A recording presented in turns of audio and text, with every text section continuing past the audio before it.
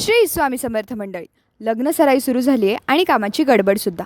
अशाच लग्नाचे कितीतरी इव्हेंट्स मी करत असल्याने रोज लग्नाचा कुठला तरी कार्यक्रम, त्याची सजावट या गोष्टींमध्ये मी असते.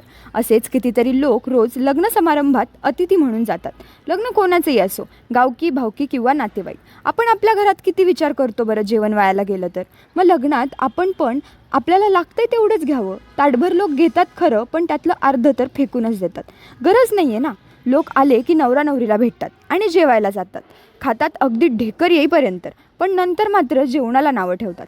अशा लोकांना मला एक गोष्ट सांगायची की आज नाही तर उद्या तुमच्या घरातही कार्य असतील. त्यामुळे नवरा नवरीला भेटल्यानंतर त्या मुलीच्या आईवडिलांना देखील भेटा. ज्या मायमाऊलींनी आपल्या आयुष्यात कमवलेली अखंड दौलत आपल्या लेकीच्या लग्नासाठी वाहून दिली, त्यांना सांगा की लग्न एकदम जोरदार झालं बरं का. जेवण पण एकदम मस्त होतं. तुम्ही दिलेला आहेर नाही तर तुमचे शब्द त्यांच्यासाठी खरी अनमोल भेट असेल. पांडुरंग हरी.